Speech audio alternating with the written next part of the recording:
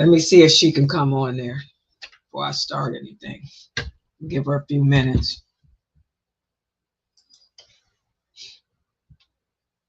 Let's see. Let's see if I can see her click on it and come in.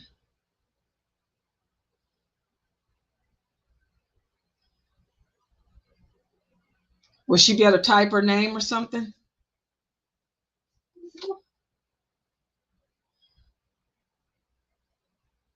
Where? In the Zoom? No, I'm talking about if she comes in on YouTube, will she be able to type her name? I didn't give her the Zoom link.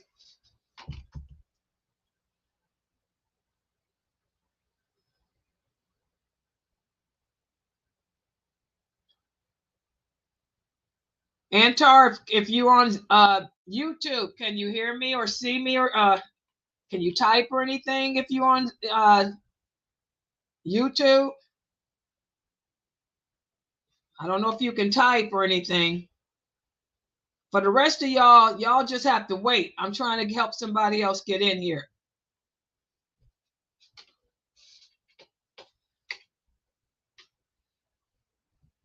Can she type, Sabrine? Yeah, as far as I know. I don't know. And didn't she do it yesterday? That was her grandson that did it for her. Oh. But if she couldn't get in there, would she call me? She would call me, right? She said, yes, I see you now. Where you see her at? She just typed on the Sunnahfollowers group page. What group? She on Zoom or where's she at? Uh, she's on Facebook? No, she's, wait. Where do you see her at? YouTube. On the Sunnahfollowers group page on WhatsApp. Oh, she's on. Okay, you see her on Sunnahfollowers. What's up? Okay, all right. Yeah, okay, all right. Okay, well, I can start my class. Okay, she's on WhatsApp. Okay, all right. Okay, all right. Okay, well, let me put on a commercial. Okay, then I can start. Okay, all right. Okay, so she can see me. So she's in the right stream. She's in the right stream. Okay. All right, guys, I'm getting ready to get started. Give me a second, guys. We can get started. Hold on. All right. Can you tell me about the soul? When death comes, what will follow? What will be revealed when you go? It's a question that we all must know. Do you know about the soul? Assalamu alaikum, a brand new upcoming class on the book by Sheikh Kareem Abu Zaid, The Souls of the Dead, being taught by Ustada Layla Nashiba. Yes, right here, every Saturday and Sunday, 9:30 p.m. Eastern. You are not going to want to miss this. Join us. Streaming on all major platforms. Channel Sunnah Followers. The Mukasa Tafsir. Where should I begin when I'm starting at the end? Pursuing the higher aim, learning the meaning of every page. Where should I begin when I'm starting at the end? Another addition to your Islamic education, Maqasidic Tafsir, Healing and Governance, the Transformative Path of Saba As-Tiwal, written by Dr. Kareem Abu Zaid. Join Ustada Layla Nashiba every Tuesdays and Thursdays at 9:30 p.m., streaming all major platforms, channel Sunnah Followers.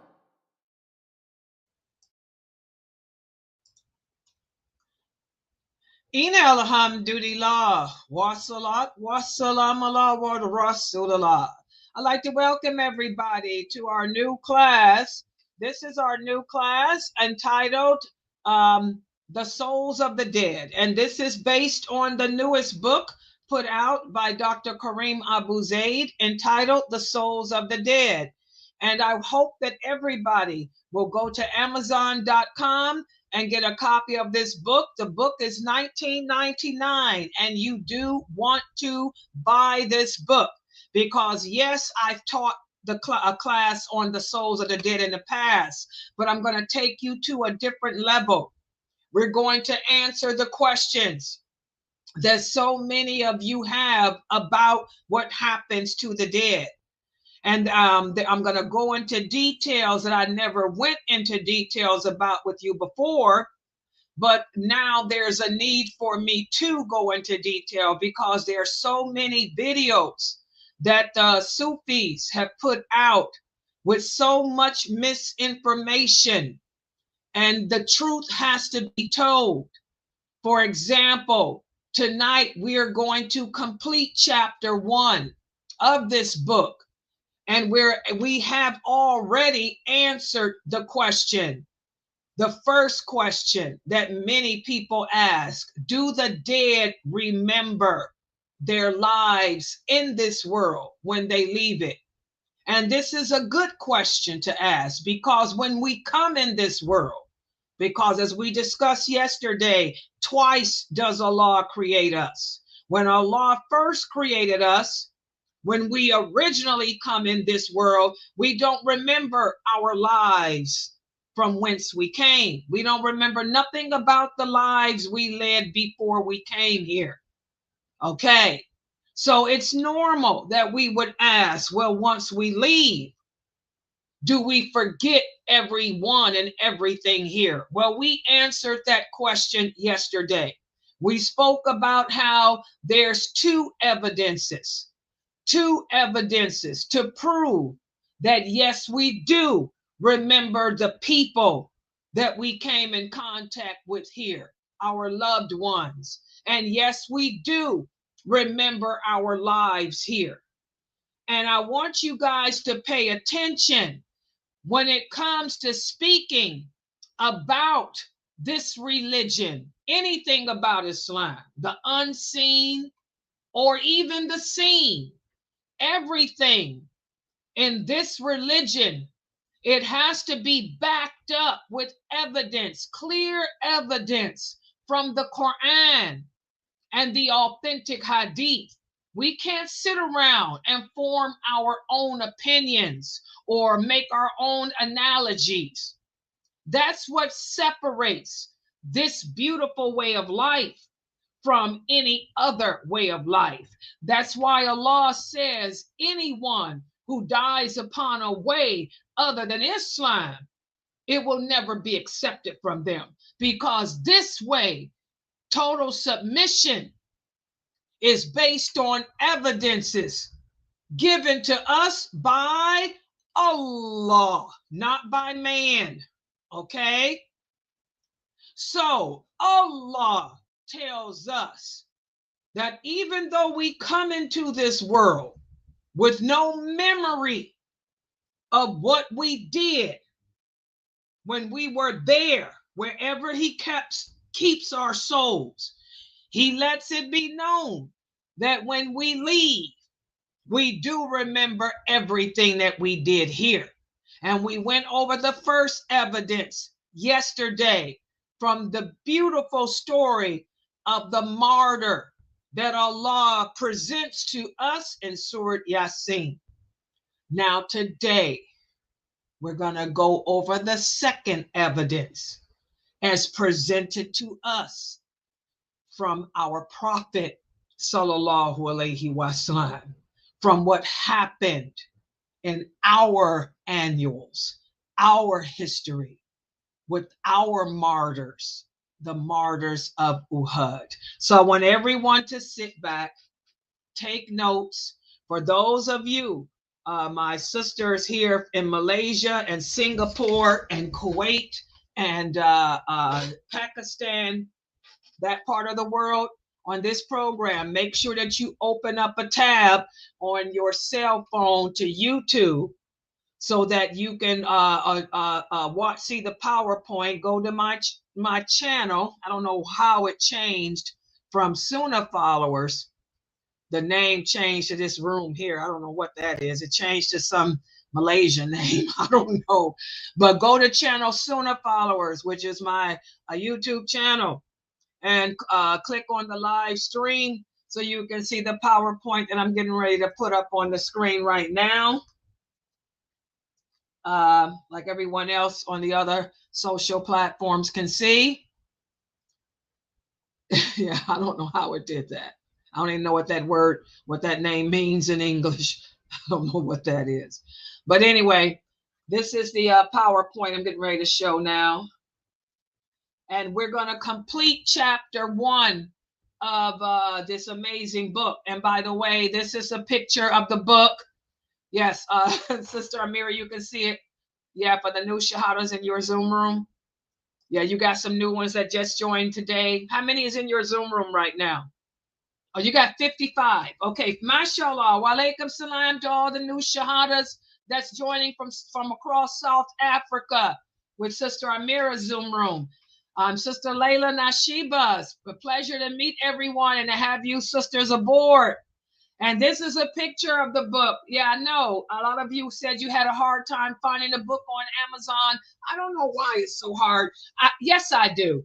When you type Dr. Kareem Abu Zaid's name, put doctor in front of it. That's what I've discovered. Put doctor in front of it, then it'll pop up. But this is how the book looks. Yeah, the souls of the dead.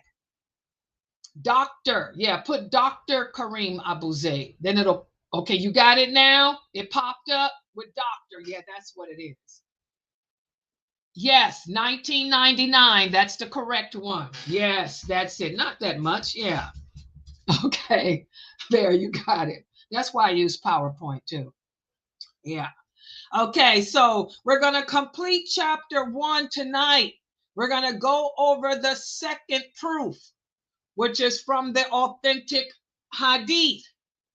Okay, we're going to go over what happened with the Martyrs of Uhud. And we're going to close out chapter 1. We're going to bless it with a kiss, the final, and then go over final reflections that you can walk away with, which seals it with a kiss.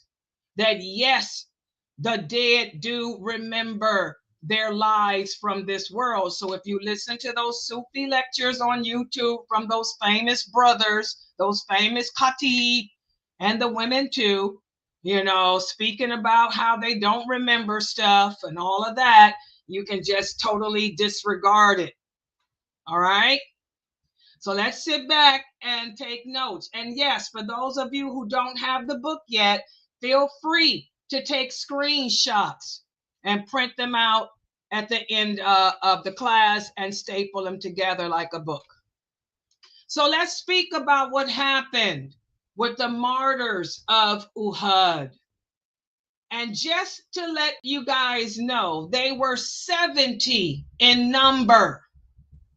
And each one of those martyrs were a flame of sincerity. Each one of those martyrs were a bearer of truth and a soul that rose in defense of the Prophet sallallahu alaihi wasallam. And among them were men whose names echo through time. They were not merely heroes of a battle, but these were men who were lovers of Allah, whose final breath was a pledge of allegiance. El-Wala, El-Wala. No one wants to speak that word today, but these men and women, they spoke the words El-Wala wal-Bara and shouted it out from the mountaintop of Uhud. And they pledged their allegiance to the Prophet sallallahu alaihi wasallam and his mission. Okay? And foremost amongst these men was Hamza. Hamza, the son of al-Muttalib. He was the uncle of the Prophet sallallahu alaihi wasallam. Not only was he his uncle, he was also his brother through nursing. And he was the one whom the Prophet sallallahu alaihi wasallam would later refer to as the leader of the martyrs in paradise. And at his side fell his nephew, Ibn Josh al-Asadi, and Uthman ibn al-Makhzumi, who was also known as Shamas because of his radiant beauty and his presence. Subhanallah. Not only did the Quraysh who stood by the Prophet sallallahu alaihi wasallam's side fall as martyrs on that mountain, but also the Ansar, they too poured out their allegiance, al-wala, upon that battlefield. From the Aus, we remember Amir ibn Mad al-Ausi. Who was he? He was the brother of Saud ibn Muad. Also al-Harith ibn Aus, and the noble martyr Hanzala. Hanzala. Who was Hanzala? He was the one whose body was washed by the angels, earning him the title Ghassil el-Malaika. Subhanallah. Subhanallah. Others followed suit. They too were pure in faith. They too were eager in sacrifice. They too had no problem with al-wala, al-bara. Amir ibn al-Jamuh and his son Khalad, they both fell together as father and son.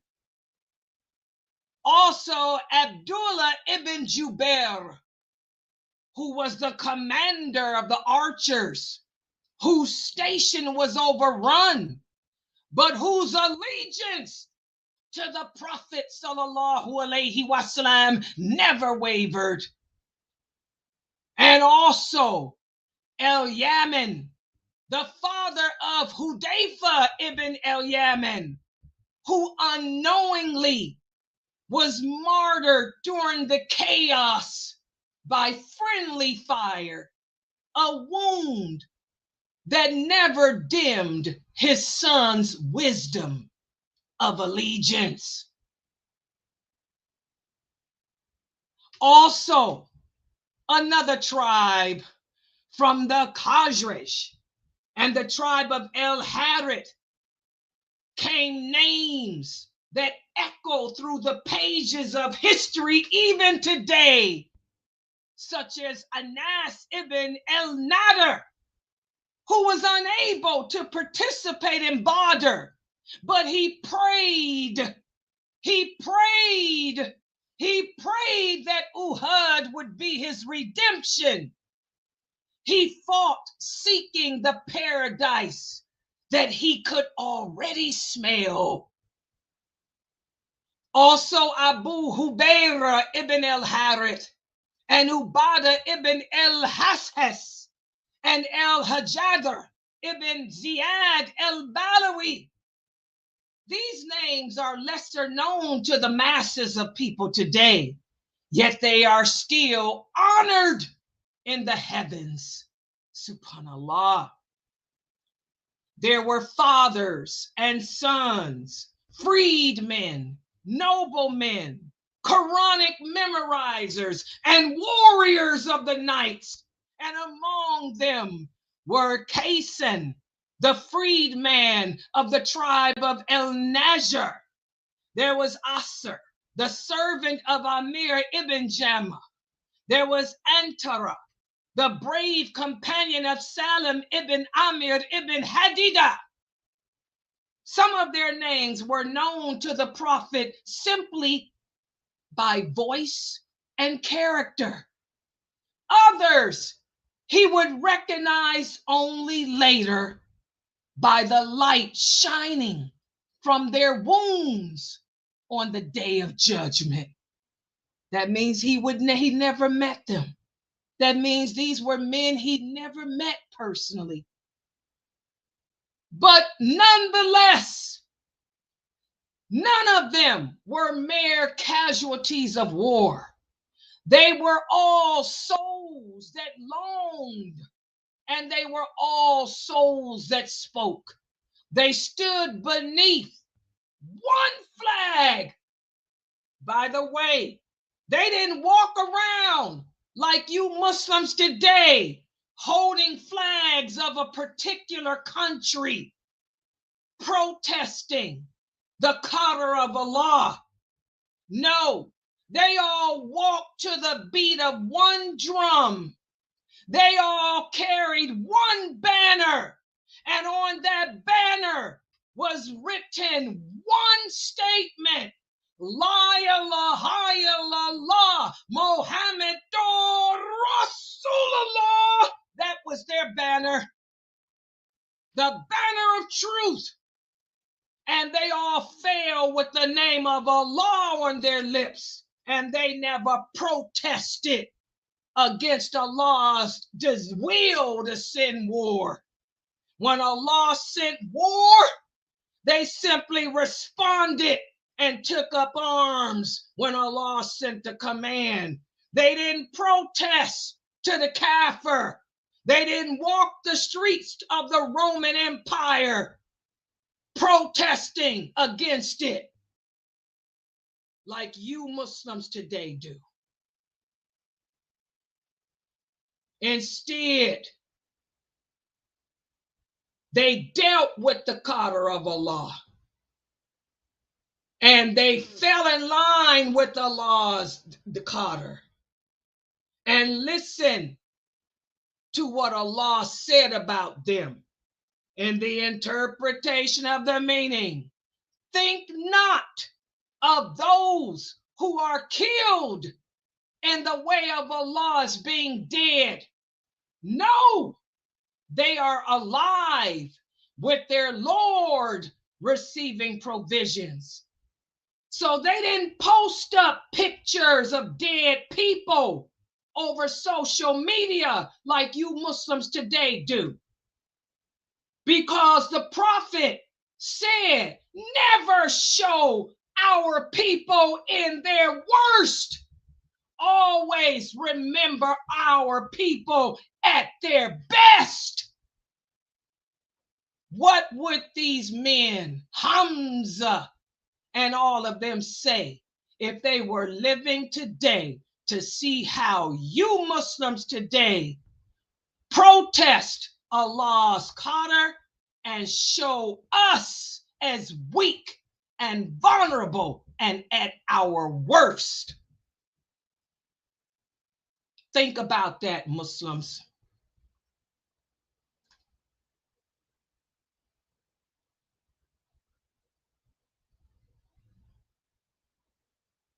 Let's talk about these companions.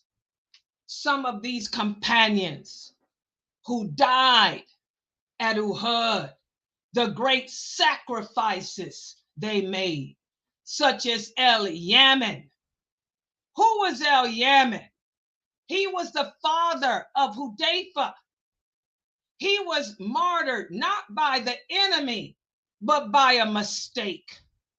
He was struck down by the fellow Muslims in the chaos of the battle. That happens.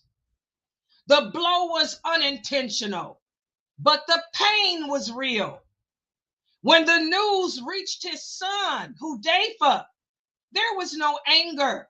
There was no public demand for justice. Listen to what Aisha, radiyallahu anha, says. She said the unbelievers were defeated on the day of Uhud. in a manner that was clearly felt amongst them. And then Iblis cried out. He said, "O slaves of Allah, look behind you." So the front ranks of the Muslims turned back and they began fighting each other. They were tricked by Iblis. Hudayfa looked and saw that it was his own father being attacked. So he cried out, "My father, my father." But the people did not stop. They did not hear him. They had killed him. And then Hudayfa said, "May Allah forgive you." But even though his father had been killed, he didn't harbor any anger towards them. And even after the Prophet sallallahu alaihi wasallam ordered that Hudayfa be paid compensation for the mistake and loss of life, he did not accept it. And the Prophet honored him for that. This was not just a moment of tragedy. This was a moment of moral beauty, because the true companions of the Prophet sallallahu alaihi wasallam, unlike the Muslims today, they were not only warriors on the battlefield, but they were also warriors off the battlefield in character. These were men who fell at Uhud. They did not seek fame. They did not seek money. They did not seek recognition. They did not demand to be remembered. They did not demand to be honored. But their sacrifices speak for them.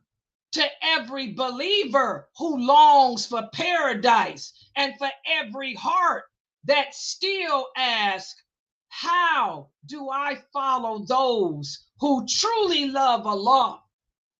How do I follow those who truly love the Prophet sallallahu alaihi wasallam? These are men of valor. These are men of righteousness. These are men of integrity. Where are these kind of men today? Subhanallah.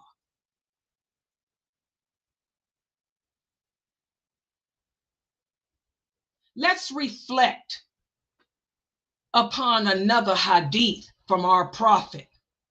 The Prophet sallallahu alaihi wasallam said, when your brothers were struck down at Uhud, Allah placed their souls in the bodies of green birds that roam freely in paradise. They drink from its rivers, they eat from its fruits, and they take shelter in lanterns of gold hanging beneath the throne of Allah. They had seen paradise. They tasted its rivers. They rested beneath the throne of Allah, and yet their hearts remain attached. They remembered their companions, those who had survived, those who were still grieving, those who may have doubted or despaired after the loss. So once they experienced the peace and reward that Allah prepared for them, they asked not for more delight, but to reach those who they left behind.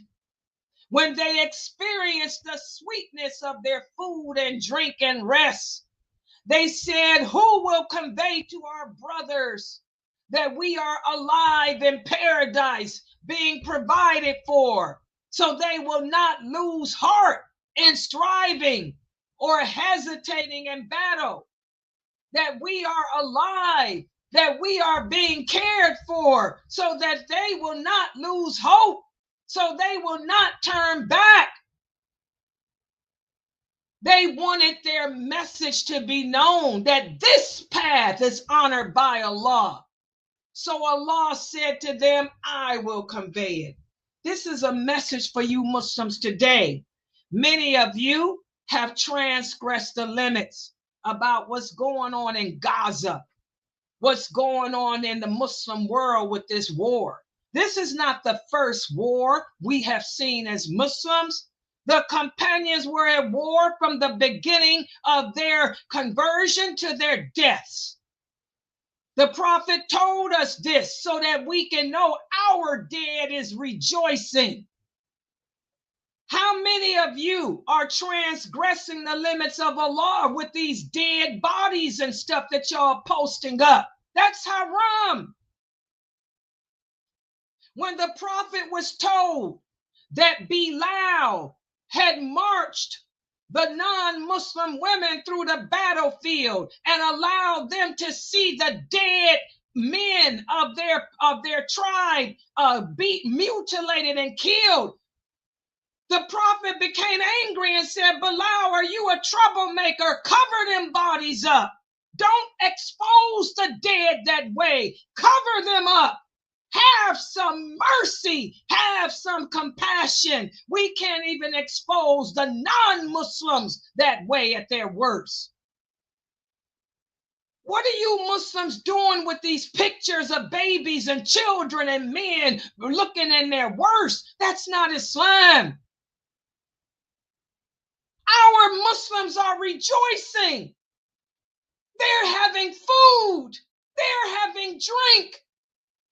They want to convey to us that they are alive in paradise, that they are being provided for. They want us to know that we should not lose hope. What would they say if they knew that you Muslims here were acting like kafirs? You were protesting against the qadr of Allah. You have become tribal with flags. Our allegiance ain't to no country. Our allegiance is not to a flag. Our allegiance is to Allah. Their path is honored by Allah.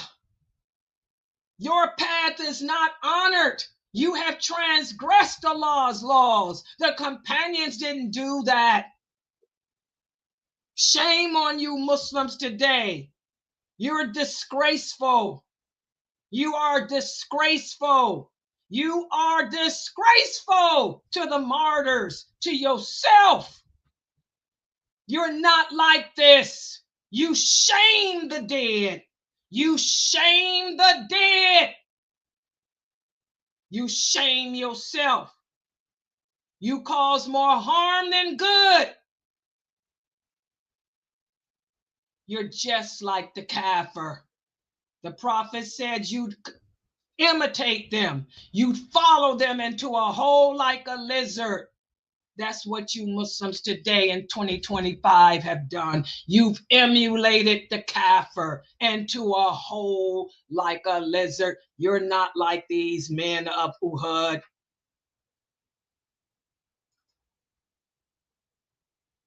Let me tell you about another sacrifice, because these noble men did not die in defeat. They gave their lives at a moment when courage was rare, sincerity was tested, hypocrisy was exposed, and what they left behind was not only blood, but stories that continue to awaken the fitra of hearts centuries later, the fitra of those of us like myself who truly believe. Let me tell you about the one who will limp into Jannah. His name was Amir ibn al-Jama.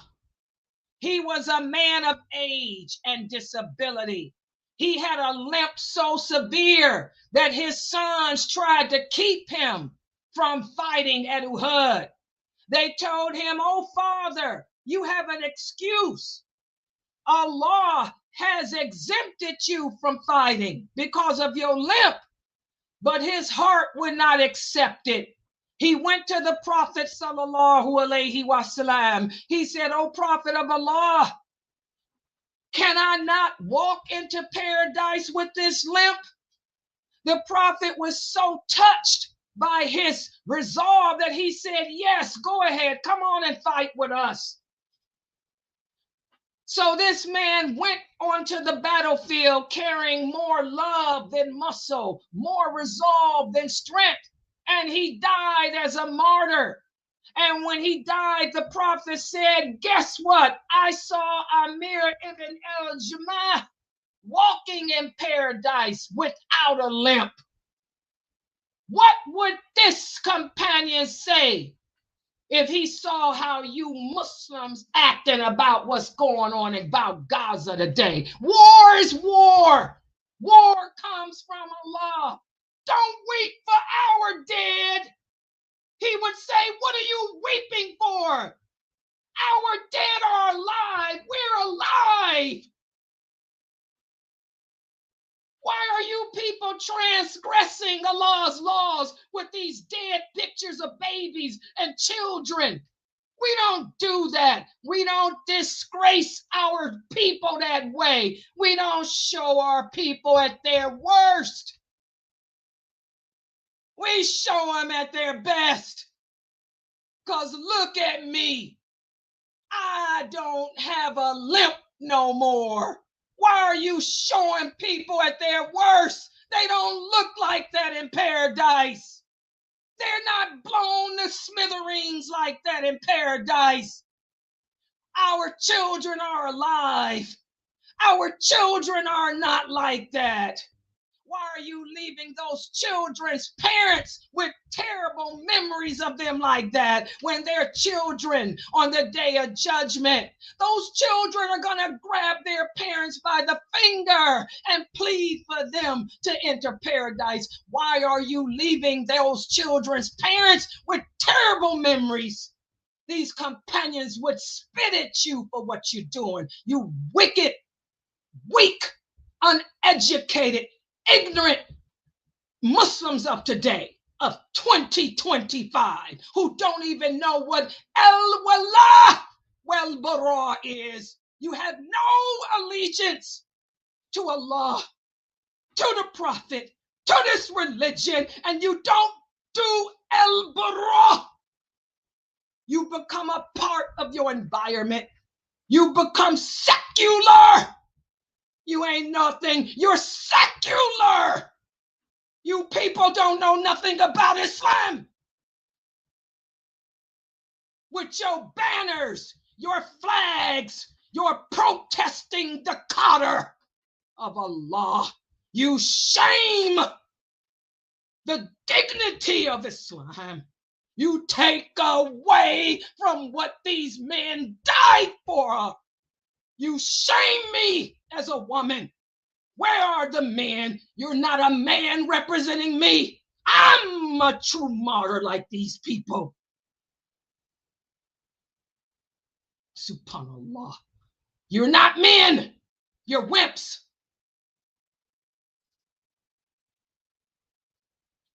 So Allah, He honored the request of the Martyrs of Uhud.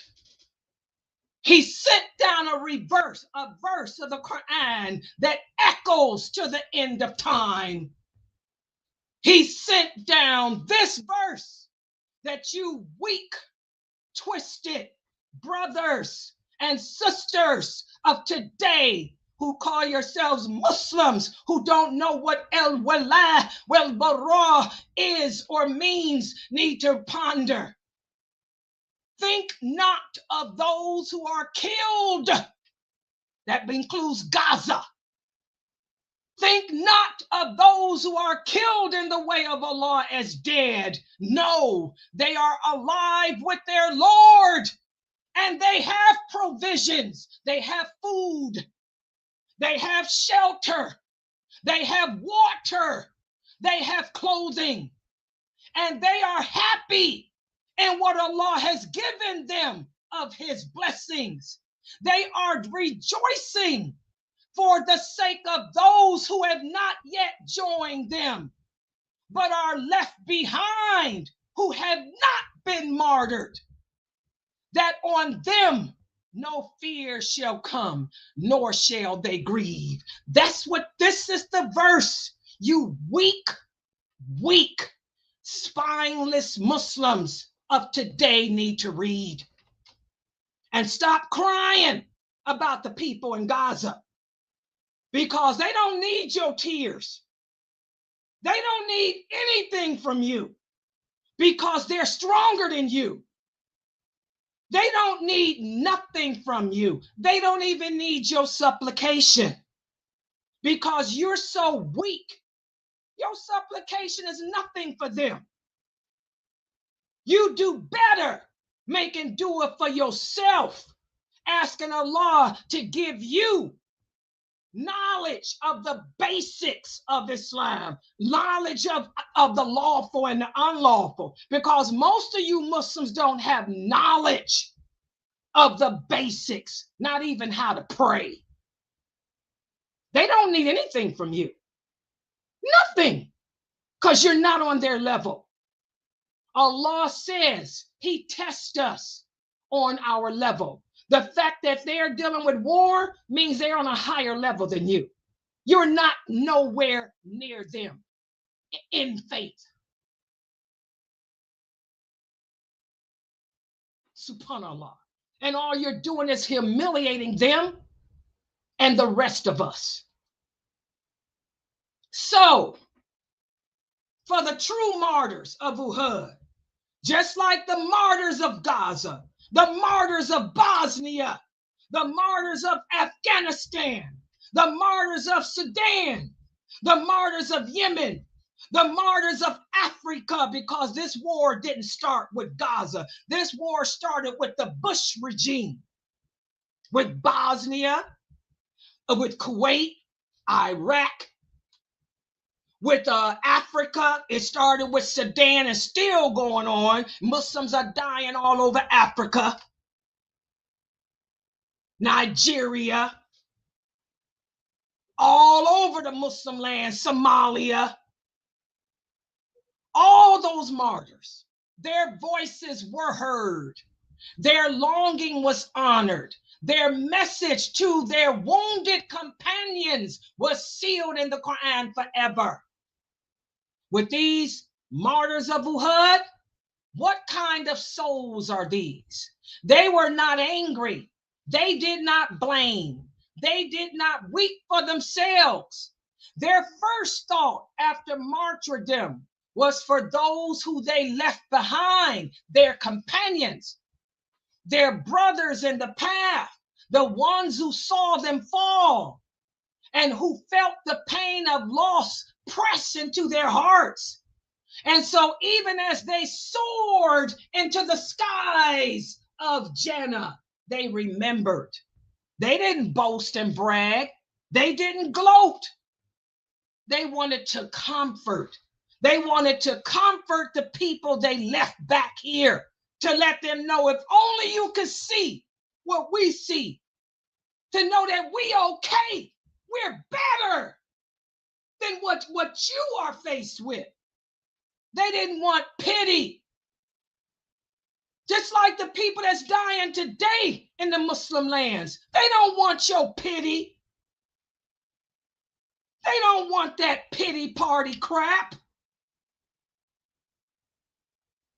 They didn't want praise. They wanted their companions to rise stronger and full of trust in Allah. This is the allegiance, el-wala, of the righteous. They are not satisfied to enter paradise alone. They want their brothers beside them. They want to carry hearts that once fought beside them into a paradise where no one ever falls. So Allah honored the martyrs of Uhud with this verse of the Quran. He gave them this verse. He gave them this remembrance. He gave them this love that lives on. And you would think you knucklehead Muslims today could read this verse and get solace in it and know that what's happening in the war today in Gaza, Bosnia, wherever, that our dead is alive, that y'all wouldn't be freaking out, transgressing the limits like y'all doing, acting like kafirs, protesting the Carter, acting just like kafirs. But no, you people are just, you're numbskulls. You're lost. So ask yourself, would they have remembered you had you stood beside them? Would you have grieved their loss or stood up in their place? Are you the kind of believer, if you were martyred today, would you make others stronger tomorrow? No, none of you would. None of you would. But if you could, honor them. Carry their memory, not with tears, not with flags of countries. That's tribalism. That's haram. Not by protesting Allah's decree. Remember, there is no power, there is no might other than Allah. Honor them. Honor them with courage. Honor them with truth. Honor them with hope. The path they died upon remains open, and the door to honor is not closed. Honor them with Islam, which is what they fought and died for. Stick to the Quran. Stick to the Sunnah. Stop deviating away from it. Follow the example that they set forth for us, and stop deviating away from it. That's how you honor it. So now that we've come to the conclusion of this chapter 1, there's a few things we can walk away having learned. Number 1, the martyrs are alive. They are alive. Honor them. Okay? Their voices are heard and honored by Allah. So, what are the things we can do, okay, for them? We can give in charity on their behalf. We already know that. We can make dua for them, okay? We know that. If they're your parents, okay, any good deeds that you do, your parents are going to receive rewards for it if they're dead, if your parents are Muslim, okay? But we have to remember some things. When it comes to the unseen, anything that we say has to be based on Quran and Sunnah. We cannot make up stuff. I just proved to you that the dead do remember the lives they left here, okay? But when we make statements about what the dead can see, hear, do, or whatever, we have to have clear evidence from the Quran or the authentic hadith, to support it, okay? That's a fact. Also, make dua, asking Allah to forgive your Muslim relatives daily. Like I said, give in charity on their behalf, honor them, by being a good Muslim. Renew your intention to meet them, to be with them in paradise through your action, not emotions, okay? Take that emotional crap and throw it out the window. Stick to the Sunnah of the Prophet Muhammad sallallahu alaihi wasallam and those companions. Islam never gets old. Islam never changes. If the companions didn't do it, you don't do it. They didn't protest against war. They fought in it, okay? They didn't carry flags and banners. Our banner is La ilaha illallah. The Prophet fought against that tribalism. He said anybody that ascribes to a flag, a country, is not one of us. We don't do that. Okay? Make your love become a legacy. Let your remembrance bring benefit. Let your grief motivate deeds. Don't let your grief destroy your deeds. So that's the lesson for this week from this book. Okay. Next week, we're going to cover chapter 2. Okay. And like I said, I'm going to take this book like this, chapter by chapter each week. And we're going to also, I think the next chapter focuses in on, can the dead hear you? We're going to talk about that. Can the dead hear you? You're going to be surprised.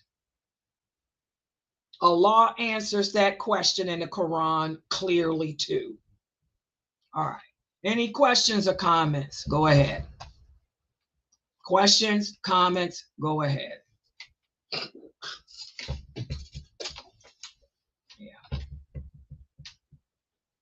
Any questions or comments?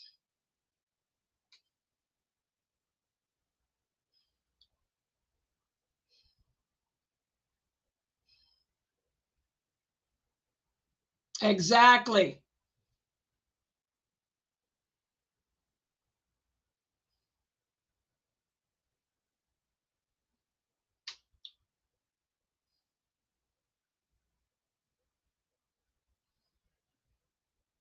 Where do they get it from? People make up stuff. That's the problem. A lot of people just like to make up stuff. They like to tell you what you want to hear. That's why I tell y'all, you have to be careful who you take your information about Islam from. A lot of people tell you just what you want to hear, not what you need to hear. Islam is easy.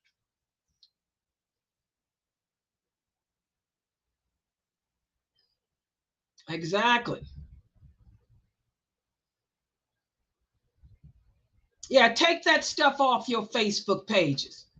You want to show somebody's dead babies and stuff? That's hard. How would you feel if you were in paradise flying around the throne of Allah and you know that your mother somebody tells you that your mother looking at pictures of you all blown up? What type of stuff is that? That's haram. The prophet said you don't show people at their worst. We cover that stuff up. We don't let people see. I wish I did know somebody had me at my worst for my grandkids to look at. Girl, please. You don't do that. That's haram.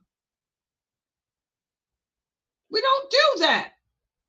Especially when I'm alive up there flying around the throne of Allah happy. What is it that the martyr wants? They wish, they long to come back and tell their family what they're experiencing. I wished I could tell my family. Oh, Allah, I wish they could see what I'm experiencing. And if they to know that your family is looking at you like this, their last memory is you all blown to pieces. What kind of crap is that?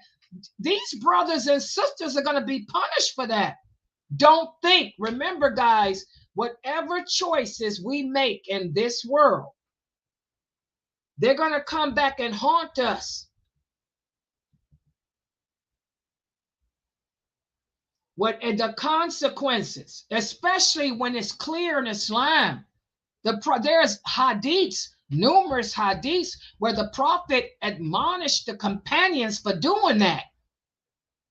We don't do that, guys, because our dead are alive, especially in times of war. You don't do that. You don't leave nobody with a bad memory like that.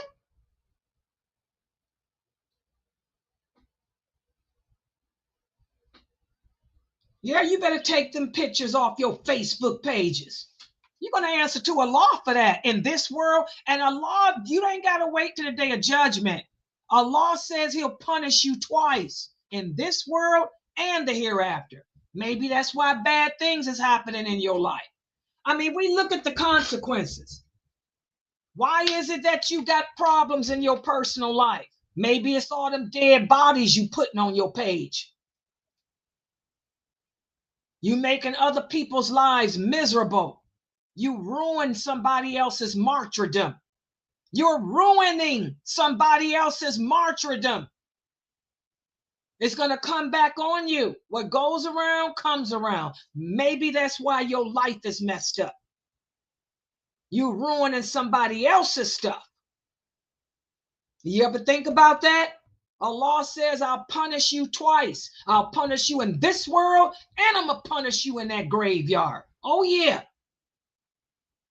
Think about it, brothers and sisters. Maybe that's why your life is miserable, why you got problems.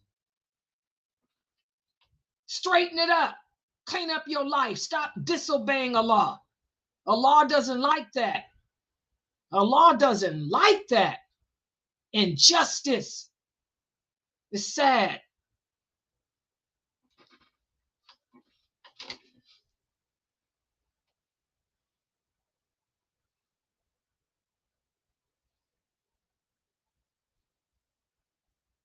What did the Prophet tell the Quraysh? Don't cry over our dead.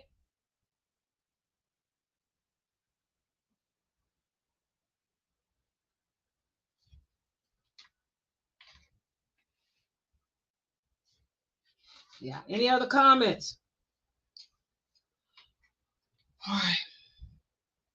By the way, guys, please support this Dawah effort. Tomorrow is Monday. That's when all the stuff will come out of our checking account. We need donations. Don't forget, guys, anybody who donates $100 or more, you get to choose whatever topic you would like for our Islam Q&A show. And we don't have a topic for next week. So whoever makes a donation for $100 or more, you got this Friday's topic. This Friday's topic is open. Exactly. Yeah. All right, guys, no questions or comments. I'm going to log out so I can go get something. I want to get the drink.